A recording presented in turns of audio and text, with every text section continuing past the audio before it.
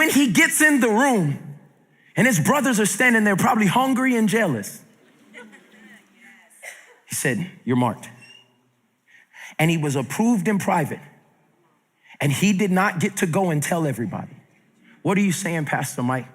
There's somebody in this room who you know God has called you to greater than what you're dealing with right now.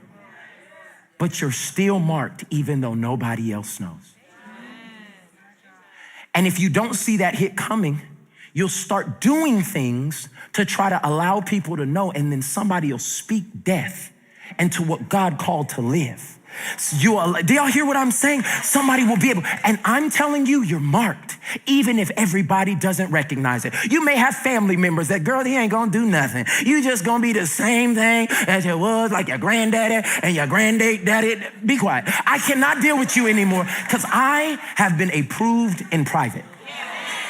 Somebody say, I'm marked. Let me help you understand. See, because the Bible always says, and God was with David, and God was with David. You can research it, and God was with David. I begin to say, God, why were you always with David? It said, because David was always with me.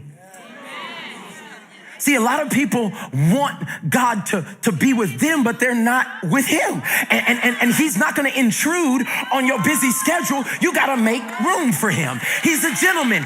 Though he stands at the door and knocks, you got to let him in. And God is saying to us today, if you would just do the last thing I told you and spend time in my presence, I'll approve you in private. See, if you're marked, let me give you the second thing. You're anointed before you're positioned. So just imagine this picture with me. David goes into this room. Samuel marks him. He anoints him. He said, you're going to be the next king of Israel. For most of us, we would be looking to go back to the palace with Samuel. Yep, I'm going to catch a ride with you. Where was David's next move? Back to the pasture. Because he was anointed before he ever got a position.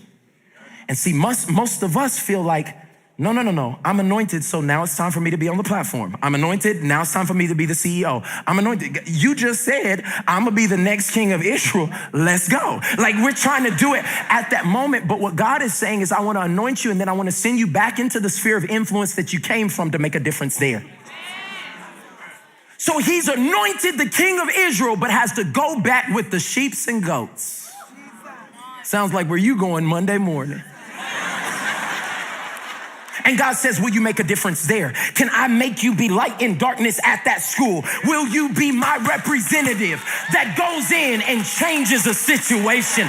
Will you stand and represent me or represent me at that nursing home, at that hospital? And most of us, we don't see that hit coming.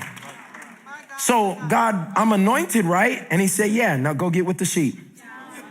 Keep serving and eat kids. Well, Pastor, I got songs in me. Elevation needs to hear it in time, but go keep serving the kids. And don't sing. You know those people who be trying to put it on like, I'm doing this, but woo.